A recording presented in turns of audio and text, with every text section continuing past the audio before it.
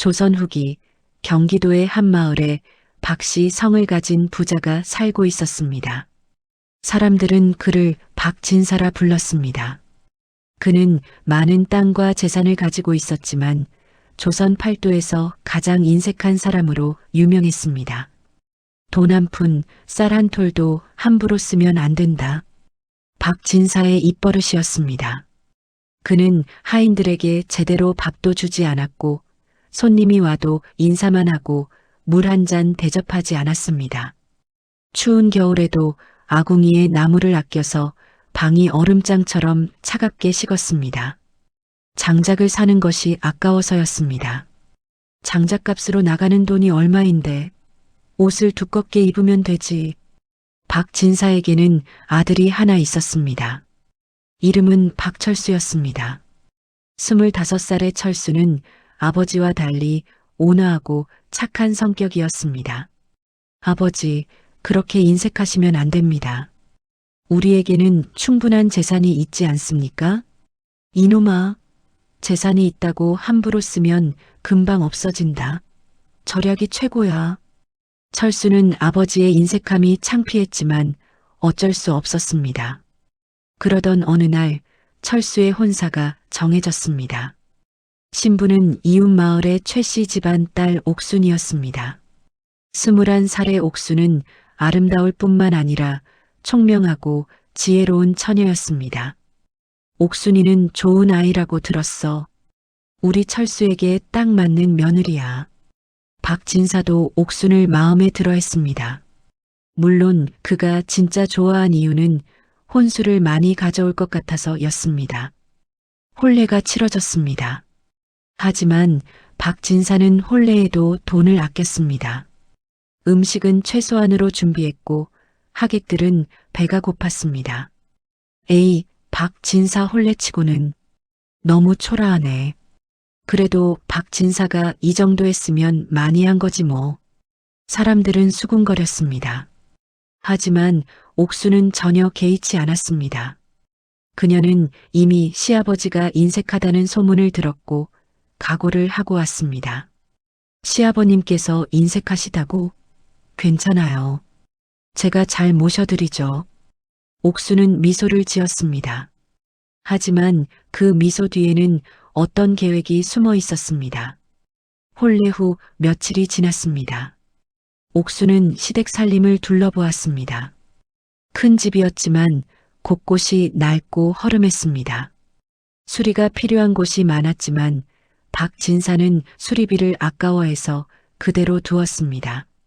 며느리, 살림은 보았느냐? 박진사가 물었습니다. 옥수는 공손히 대답했습니다. 네, 아버님. 잘 보았습니다. 좋아. 그럼 이제부터 내가 살림을 맡거라. 하지만 명심해라. 쌀 한 톨, 돈 한 푼도 함부로 쓰지 말아라. 네, 아버님. 알겠습니다. 옥수는 고개를 숙였습니다. 박진사는 만족스러워했습니다. 다음 날 아침 문제가 생겼습니다. 박진사가 식사를 하려고 상을 받았는데 밥그릇에 밥이 반도 차지 않았습니다. 이게 무슨 일이냐? 밥이 왜 이렇게 적어? 박진사가 소리쳤습니다. 옥순이 나타났습니다. 아버님, 어제 말씀하셨잖습니까? 쌀 한 톨도 함부로 쓰지 말라고요. 그래서 절약했습니다. 뭐? 하지만 이건 너무 적지 않느냐? 아버님께서 늘 절약하라고 하셨는데 제가 잘못했습니까? 박진사는 할 말이 없었습니다. 자기가 절약하라고 했으니까요. 좋다. 하지만 너무 적으면 안 된다. 적당히 해라. 네, 아버님. 옥수는 웃으며 물러갔습니다. 철수는 아내를 보며 미소 지었습니다. 점심때가 되었습니다. 이번에는 반찬이 문제였습니다. 상에는 김치 한 접시만 올라와 있었습니다. 며느리, 반찬이 왜 이것뿐이냐? 아버님, 반찬을 만들려면 재료를 사야 하는데 그러면 돈이 들지 않습니까? 아버님께서 돈을 아끼라고 하셨잖아요. 박진사는 다시 할 말이 없었습니다. 아니, 반찬은 있어야지. 적당히 해라. 네, 아버님. 그럼 얼마만큼 쓰면 됩니까? 글쎄, 적당히. 적당히가 얼마입니까? 구체적으로 말씀해 주세요. 박진사는 당황했습니다. 구체적으로 말하자니 돈을 써야 할 것 같고, 하지만 막상 먹을 것이 없으니 불편했습니다. 하루에 10푼 정도? 알겠습니다, 아버님. 하루 10푼으로 식구 모두의 반찬을 만들겠습니다. 옥수는 물러갔습니다. 철수가 아버지에게 말했습니다. 아버지, 10푼으로 어떻게 식구들 반찬을 만듭니까? 너무 적은 거 아닙니까?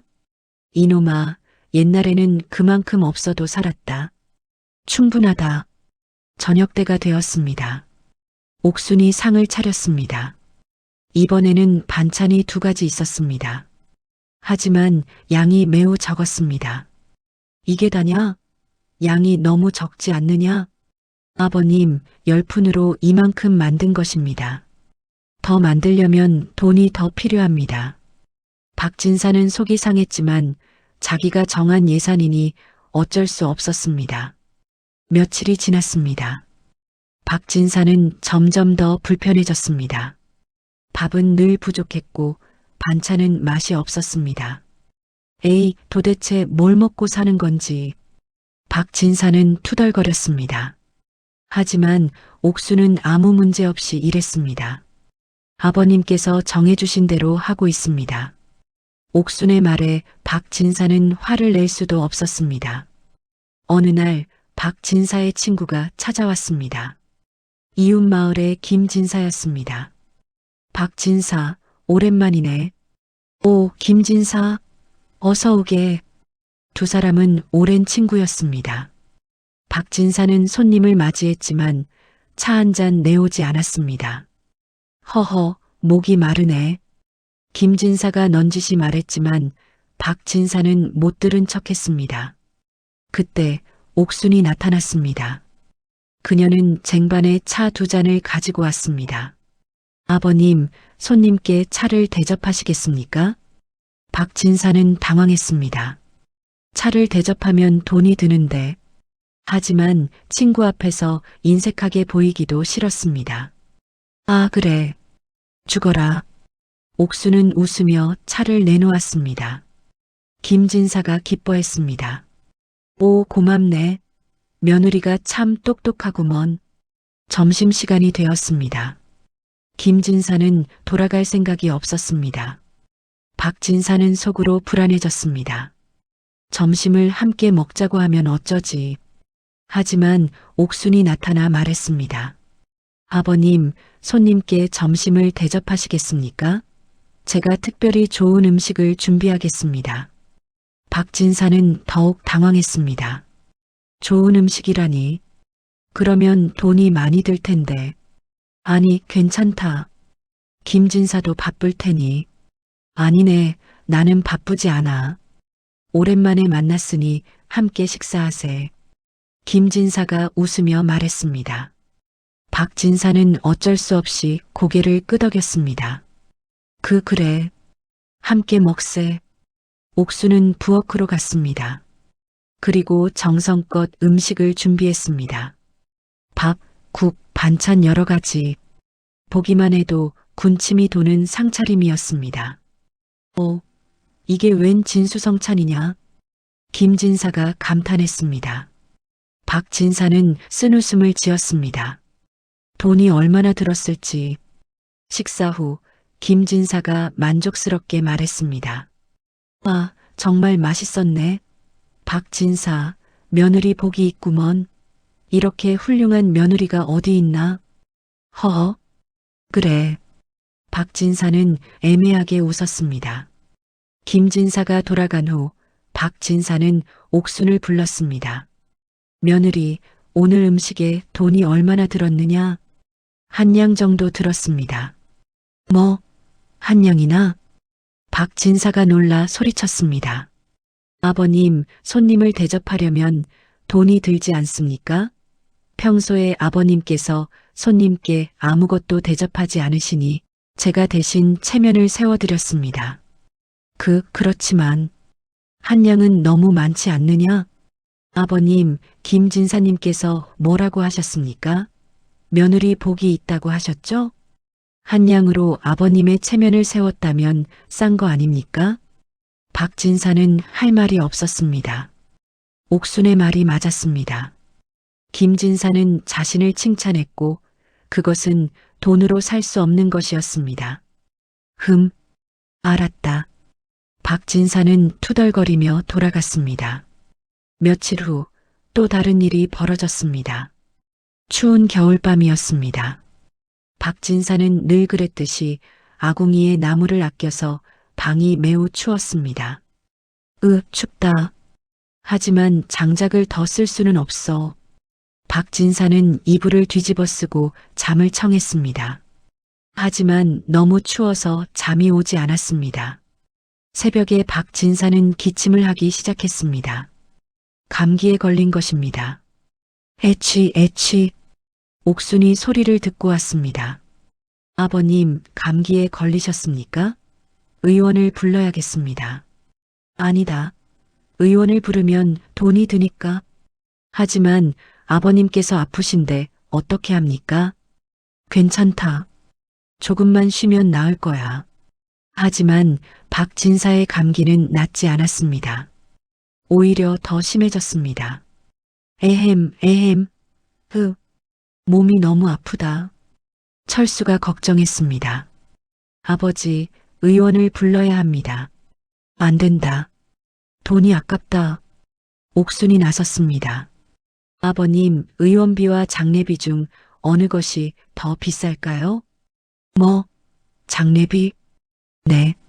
지금 치료하지 않으면 더 심해집니다. 그럼 나중에 더 큰 돈이 들겠지요. 최악의 경우 장례를 치러야 할 수도 있습니다. 장례비는 의원비보다 훨씬 비쌉니다. 박 진사는 깜짝 놀랐습니다.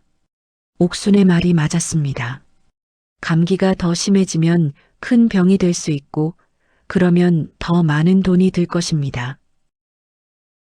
의원을 불러라. 박 진사는 마지못해 허락했습니다. 의원이 와서 진찰하고 약을 지어주었습니다. 며칠 후 박 진사는 회복되었습니다. 겨울이 지나고 봄이 왔습니다. 어느 날 박 진사의 집 지붕에서 물이 새기 시작했습니다. 아버님, 지붕을 수리해야 합니다. 철수가 말했습니다. 하지만 박 진사는 고개를 저었습니다. 아니다. 수리비가 아깝다. 물이 조금 새는 게 뭐 대수냐?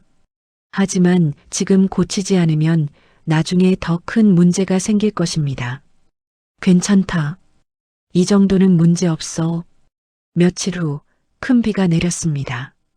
지붕에서 물이 쏟아져 들어왔습니다. 방 안이 물바다가 되었고 가구와 물건들이 젖었습니다. 아이고, 이게 무슨 일이냐? 박 진사가 놀라 소리쳤습니다. 옥순이 나타났습니다. 아버님, 이제라도 수리를 해야 합니다. 더 늦으면 집이 무너질 수도 있습니다. 좋다. 수리를 해라. 박 진사는 어쩔 수 없이 허락했습니다. 하지만 수리비는 생각보다 많이 들었습니다. 처음부터 고쳤다면 훨씬 적게 들었을 것입니다. 에이, 이렇게 돈이 많이 들 줄이야. 박 진사가 한숨을 쉬었습니다. 옥순이 말했습니다. 아버님, 처음에 고쳤다면 이렇게 많이 안 들었을 것입니다. 절약도 좋지만 때로는 적절히 쓰는 것이 더 이득입니다. 박 진사는 고개를 숙였습니다. 어느 날 결정적인 사건이 일어났습니다. 마을에 도둑이 들었다는 소문이 돌았습니다. 사람들은 재산을 잘 지키기 위해 경비를 강화했습니다. 철수가 말했습니다. 아버지, 우리도 대문을 튼튼히 하고 경비를 세워야 하지 않겠습니까? 아니다. 그러려면 돈이 들잖느냐? 우리 집은 괜찮을 것이다. 하지만 그날 밤 도둑이 박 진사의 집에 들었습니다. 대문이 낡아서 쉽게 부서졌고 경비도 없었습니다. 도둑은 박 진사의 금고를 열고 돈을 훔쳐갔습니다. 상당한 금액이었습니다. 다음 날 아침 박 진사는 도둑 맞은 것을 알고 기절할 뻔했습니다. 아니, 내 돈이, 평생 모은 돈이. 박 진사는 땅을 치며 울었습니다. 옥순이 나타났습니다. 아버님, 대문을 고치고 경비를 세우는데 얼마나 들었을까요? 아마 지금 도둑 맞은 돈의 10분의 1도 안 되었을 것입니다. 박진사는 뭐라 대꾸할 수 없었습니다. 옥순의 말이 완전히 맞았습니다. 아버님, 절약은 좋은 것입니다. 하지만 지나친 인색함은 오히려 더 큰 손해를 불러옵니다. 적절히 쓸 때는 써야 합니다. 박진사는 침묵했습니다. 그는 자신의 인생을 되돌아보았습니다. 평생 돈을 모으기만 했습니다. 하지만 그 돈으로 무엇을 했습니까? 아무것도 하지 않았습니다. 그는 가족에게도 인색했고 친구들에게도 인색했습니다. 그래서 사람들이 그를 좋아하지 않았습니다. 내가 잘못 살았구나. 박진사는 처음으로 자신의 잘못을 인정했습니다. 옥순이 조심스럽게 말했습니다. 아버님, 아직 늦지 않았습니다. 지금부터라도 바꾸시면 됩니다. 바꾼다고? 어떻게? 돈은 쓰라고 있는 것입니다. 물론 낭비하라는 것은 아닙니다. 하지만 필요한 곳에는 써야 합니다. 가족을 위해, 친구를 위해, 그리고 자신을 위해. 박진사는 깊이 생각했습니다. 옥순의 말이 맞았습니다. 며느리, 내 말이 맞다. 나는 돈의 노예가 되어 있었구나. 돈을 모으는 것이 인생의 전부인 줄 알았어. 하지만 그것은 잘못된 생각이었어. 옥수는 미소 지었습니다. 아버님께서 깨달으셨다니 다행입니다. 그날 이후 박진사는 완전히 달라졌습니다. 그는 더 이상 인색하지 않았습니다. 아침 식사에는 밥이 가득 담겼고 반찬도 다양했습니다. 하인들에게도 제대로 된 음식을 주었습니다. 어이쿠, 박 진사님께서 변하셨네. 정말 놀라운 일이야. 하인들은 기뻐했습니다. 손님이 오면 박 진사는 정성껏 대접했습니다. 차와 음식을 내놓고 즐겁게 이야기를 나누었습니다. 박 진사, 이게 웬일인가? 이렇게 좋은 대접을 받다니. 친구들이 놀라워했습니다. 박진사는 웃으며 대답했습니다. 허허, 나도 이제 나이를 먹으니 깨달은 것이 있네. 돈은 쓰라고 있는 것이라는 걸 말이야. 겨울에는 아궁이에 나무를 충분히 넣어서 방이 따뜻했습니다. 가족들이 모두 행복해했습니다. 박진사는 집도 제대로 수리했습니다. 낡은 곳을 모두 고쳐서 집이 깨끗하고 튼튼해졌습니다. 그리고 마을에 어려운 사람이 있으면 도와주었습니다. 박진사님, 정말 감사합니다. 천만에요. 우리는 이웃이지 않습니까? 박진사는 이제 마을에서 존경받는 사람이 되었습니다.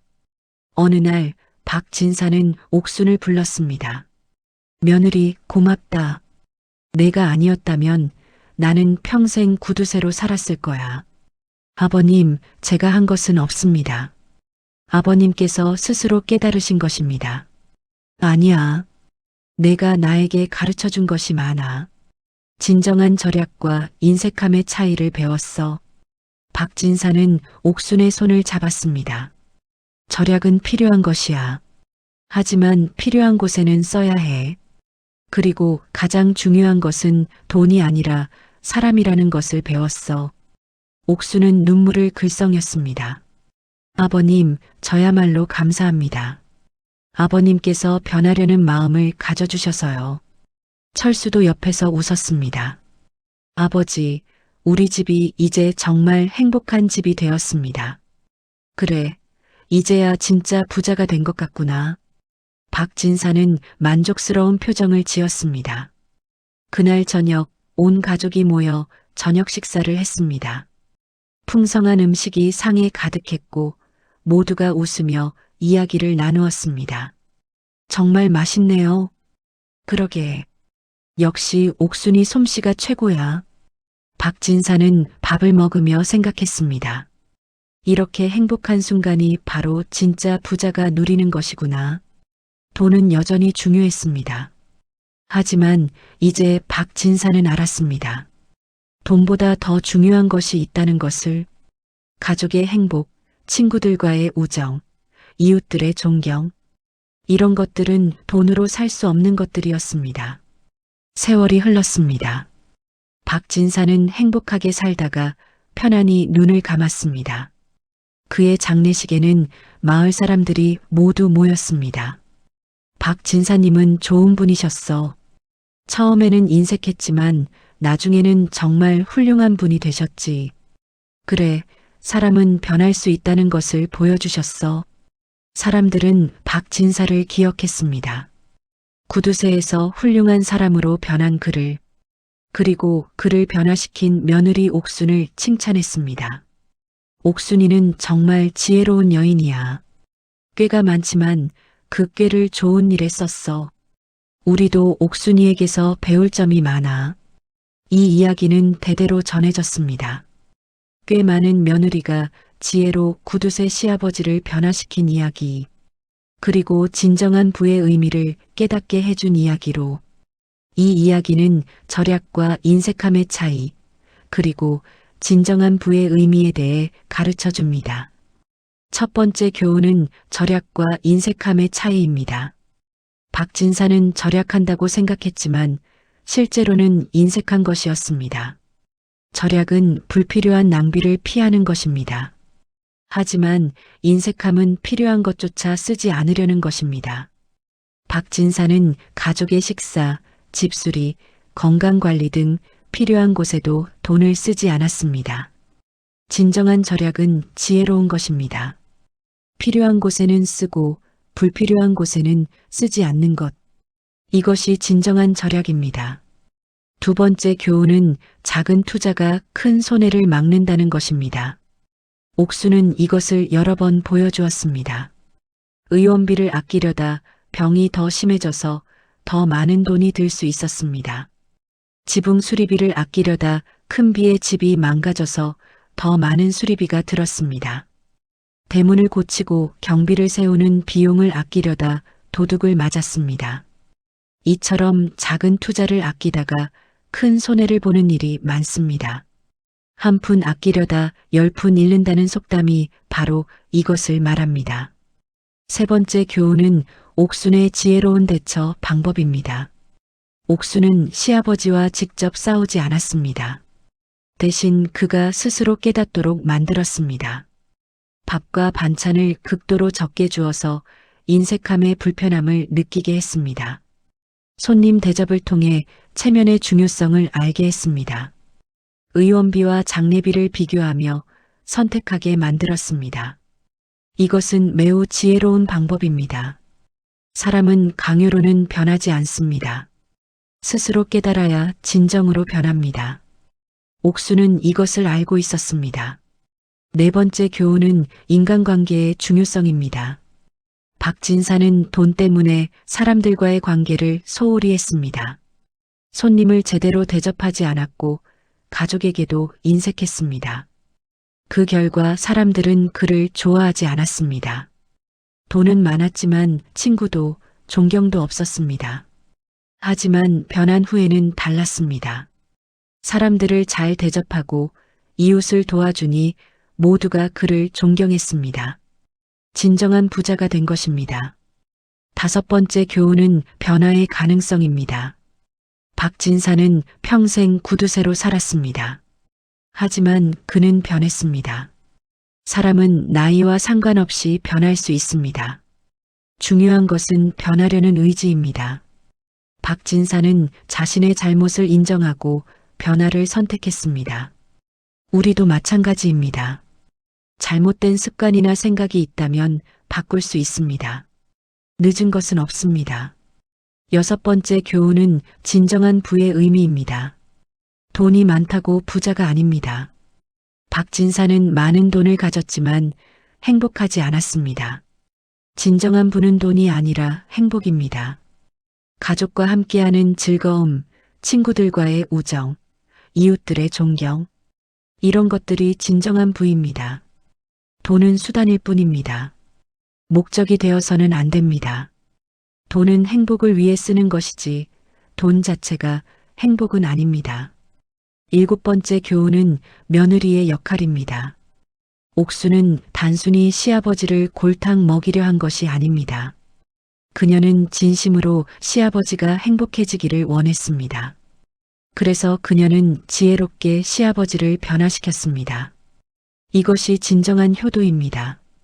단순히 복종하는 것이 아니라 어른이 올바른 길로 가도록 돕는 것입니다. 현대 사회에서도 옥순 같은 지혜가 필요합니다. 가족 간의 갈등을 지혜롭게 해결하고 서로를 더 나은 사람으로 만드는 것. 이것이 진정한 가족입니다. 8번째 교훈은 균형의 중요성입니다. 극단은 항상 나쁩니다. 너무 낭비하는 것도 나쁘지만 너무 인색한 것도 나쁩니다. 적절한 균형을 찾아야 합니다. 필요한 곳에는 쓰고 불필요한 곳에는 쓰지 않는 것. 이것이 지혜로운 삶입니다. 9번째 교훈은 체면과 실속입니다. 박진사는 체면을 생각하지 않았습니다. 손님에게 아무것도 대접하지 않아서 사람들의 비웃음을 샀습니다. 하지만 옥수는 보여주었습니다. 적절한 대접으로 체면을 세우는 것이 오히려 이득이라는 것을. 사람들의 존경은 돈으로 살 수 없는 것이기 때문입니다. 마지막 교훈은 교육의 힘입니다. 옥수는 시아버지를 교육했습니다. 강압이 아니라 경험을 통해 배우게 했습니다. 진정한 교육은 이런 것입니다. 말로만 가르치는 것이 아니라 직접 경험하게 만드는 것. 그래야 진정으로 배우고 변화합니다. 이 이야기는 우리에게 많은 것을 가르쳐 줍니다. 절약의 지혜, 인간관계의 중요성, 변화의 가능성, 진정한 부의 의미. 당신은 어떤 사람입니까? 박진사처럼 인색합니까? 아니면 적절히 쓸 줄 압니까? 돈은 중요합니다. 하지만 돈이 전부는 아닙니다. 돈보다 중요한 것들이 있습니다. 가족, 친구, 건강, 행복. 지혜롭게 사십시오. 필요한 곳에는 쓰고 불필요한 곳에는 쓰지 마십시오. 그리고 가장 중요한 것을 잊지 마십시오. 돈은 수단이지 목적이 아니라는 것을. 옥순처럼 지혜롭게, 박진사처럼 변할 수 있는 용기를 가지십시오. 그것이 행복한 삶의 비결입니다. 시청해 주셔서 감사합니다. 구독과 좋아요 부탁드립니다.